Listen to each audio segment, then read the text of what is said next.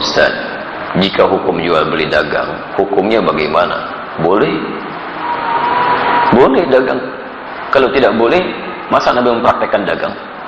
Nabi kan pedagang. Bahkan sebelum jadi Nabi, sudah berjual beli. Beliau mengambil barang dagangan dari Sayyidah Khadijah, yang lantas kemudian menjadi istri tercinta beliau dalam kehidupannya. Didampingi oleh Maisarah, kemudian berdagang sampai ke Syam. Ya, Masya Allah. Dan ketika berdagang, itu Nabi itu kalau dagang gak pernah kembali modal, Pak. Gak pernah kembali modal. Kembali untung. Untung lagi, untung lagi, untung lagi. Dan bukan cuma untung, yang berdagang dengan beliau, yang membeli, itu senang. Nabi bisa terbayang gak? Beliau untung, pedagang lain juga merasa nyaman, dan pembeli juga merasa senang. Jarang-jarang ada orang begitu. Ya, jarang-jarang. Kalau pedagang untung, biasanya pembeli kecewa, gitu kan? Baik, umumnya demikian. Baik, sedapat mungkin Anda tawar supaya mendapatkan kenyamanan. Tapi kalau pembeli untung, pedagang kecewa. Silakan cek, pembeli misalnya nawarnya kebangetan. Sudah beda 50 pun nggak dilepas juga, gitu kan?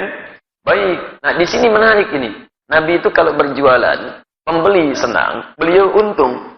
Sehingga semua orang tidak dirugikan dalam hal ini. Dan hebatnya nanti konsep dagangnya Nabi Sallallahu Alaihi Wasallam ketika diajarkan pada para sahabat, itu Masya Allah. Tidak ada di antara mereka yang juga kembali modal. Semuanya untung.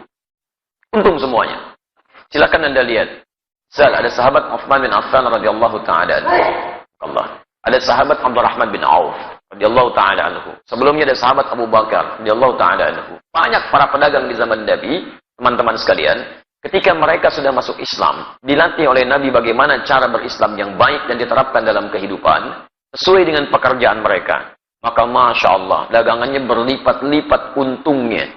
Bukan cuma untung dunia, tapi untung akhirat.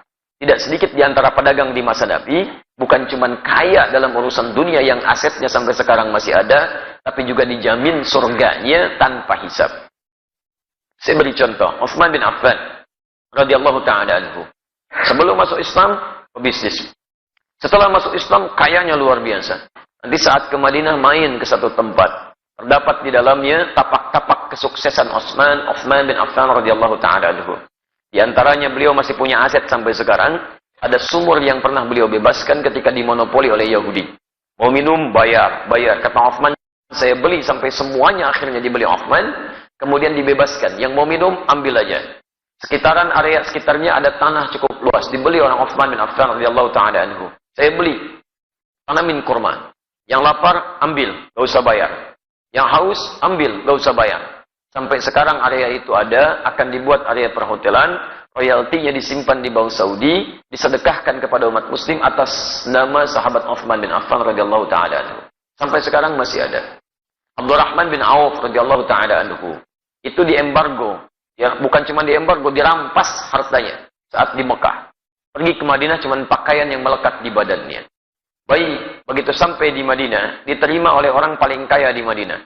Kata orang ini, "Sami'tu annaka kunta ghaniyan bima ma'na." Saya dengar kamu jatuh fakir saat di Mekah. Kalau ingin kaya lagi, ambil setengah kekayaan saya. Kalau ingin menikah cari pasangan, pilih pasangan terbaik di sini. Maka saya akan fasilitasi. Masya Allah. Teman-teman sekalian, apa jawabannya? Jazakallahu khairan bima ma'na.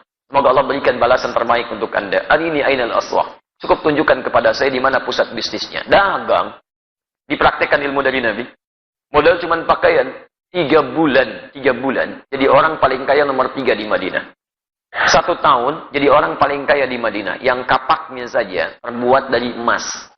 Kapaknya. Coba lihat. Orang terkaya di Lampung belum tentu punya kapak. Ya. Orang terkaya di dunia, Bill Gates, 1.300 triliun hartanya. Tanya, punya kapak gak? SMS tuh pagi ini, tanya ya. Abdurrahman bin Auf setahun kapaknya terbuat dari emas. Modalnya apa? Cara bisnis Nabi. Nah, cara ini tidak menghalangi mereka untuk ibadah kepada Allah, kaya dan soleh. Silahkan cek, buka kitabnya Imam An-Nawawi. Imam An-Nawawi punya kitab namanya At-Tibyan fi Adab Hamalatil Quran. Lihat versi Arabnya cetakan Darul Kutub Al-Islamiyah. Warnanya merah marun, halaman 38, paragraf yang pertama, baris 1 sampai baris yang kedua paling atas sebelah kanan. Kata Imam An-Nawawi rahimahullah, sahabat Uthman bin Affan, Abdurrahman bin Auf, ada Abu Darda, itu orang-orang, ada lagi At-Tamimi, itu orang-orang yang luar biasa. Tamim Ad-Dari, bukan At-Tamimi, Tamim Ad-Dari, yaitu malamnya, di antara kesibukan mereka, masih bisa menunaikan tahajud sampai khatam Al-Quran. Sampai khatam Al-Quran. Jadi pendekatan kepada Allahnya luar biasa. Makanya Allah buka rezeki mereka lebih daripada yang lain. Jadi kalau Anda ingin dapatnya rumusnya begini. Kalau Anda punya permintaan yang lebih daripada orang lain, maka dekati Allah dengan cara ibadah yang lebih daripada orang lain. Orang lain tidur, Anda bangun. Orang lain sedikit-sedikit tidur, Anda sedikit tidur. Orang lain sedikit-sedikit makan, Anda sedikit makan. Puasa, rajin. Tahajud, rajin. Ikhtiar juga rajin. Nanti dengan ikhtiar itu Allah mudahkan jalan keluar Anda. Wa may yattaqillaha yaj'al lahu makhraja wa yarzuqhu min haitsu la yahtasib.